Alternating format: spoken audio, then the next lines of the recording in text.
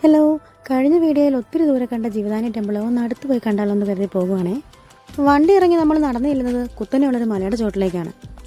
ദൂരത്ത് നിന്ന് മാത്രം കണ്ടൊരു കാഴ്ച അടുത്ത് പോയി കാണുമ്പോൾ ഭയങ്കര സന്തോഷമായിരുന്നു. ടെമ്പിളിന് മുകളിലേക്ക് എത്താൻ കേബിൾ കാർ സർവീസുകളൊന്നും നിലവിലുണ്ടായിരുന്നില്ല. പല കാരണങ്ങൾ കൊണ്ടതൊക്കെ ഒഴിവാക്കിയിട്ടുണ്ട്. പകരം ഫ്യൂനിക്കുലാർ ട്രെയിൻ അല്ലെങ്കിൽ ക്ലിഫ് റെയിൽവേ വഴിയാണ് മുകളിലേക്ക്. താഴെ ഇരുന്നുകൊണ്ട് തന്നെ മുകളിലെ പൂജകളും മറ്റും കാണാൻ ഒരു ലൈവ് സ്ട്രീമിങ്ങും അവിടെ ഉണ്ടായിരുന്നു. ക്ലിഫ് റെയിൽവേയിലുള്ള ട്രെയിൻ സർവീസുകളുടെ കാഴ്ച വളരെ കൗതുകകരമായിരുന്നു.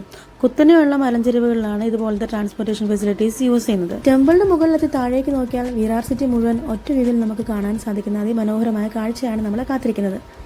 മറുവശത്ത് ട്രെയിൻ സർവീസുകൾ വകവയ്ക്കാതെ 1300-ലധികം പടികൾ നടന്നു കയറുന്ന ഭക്തരെയും നമുക്ക് കാണാൻ സാധിക്കുന്നതാണ്.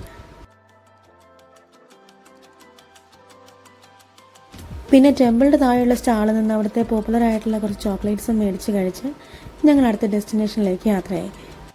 വിരാർ സിറ്റിയെ ഈസ്റ്റും വെസ്റ്റും സൈഡുകളായി ഡിവൈഡ് ചെയ്യുന്നത് അവിടുത്തെ റെയിൽവേ സ്റ്റേഷനാണ്. അതുകൊണ്ട് റെയിൽവേ ബ്രിഡ്ജ് ക്രോസ് ചെയ്ത് ഞങ്ങൾ നെക്സ്റ്റ് സൈഡിലേക്ക് ഇറങ്ങി. നമ്മൾ ഇറങ്ങി ചെല്ലുന്നത് ഒരു ഷോപ്പിംഗ് ഏരിയയിലേക്കാണ്. ഓപ്പൺ മാർക്കറ്റുകളല്ല, ഷോപ്പുകളായിട്ട് തന്നെയുള്ള ഏരിയയാണ്. അവിടെ ആൾക്കാരെ ആകർഷിക്കുന്നതിനായിട്ട് ഫോട്ടോ സ്പേസുകളൊക്കെ ക്രിയേറ്റ് ചെയ്തിട്ടുണ്ട്. വഴി നീളെ ഇടയ്ക്കിടയ്ക്ക് കുട്ടി കുട്ടി കച്ചവടക്കാരായ പാനിപൂരി, ബേൽപൂരി, സേവ് പൂരി കച്ചവടക്കാരെയൊക്കെ കാണാം. അങ്ങനെ ഞങ്ങൾ സേവ് പൂരി ട്രൈ ചെയ്യാൻ തീരുമാനിച്ചു. ചേട്ടനോട് പറഞ്ഞപ്പോൾ ചേട്ടൻ കടയിലുള്ള ഒരുമാതിരിപ്പെട്ട എല്ലാവിധ സാധനങ്ങളും വാരി വെതറി നിമിഷ നേരം കൊണ്ട് ആ സാധനം ഉണ്ടാക്കി തന്നു.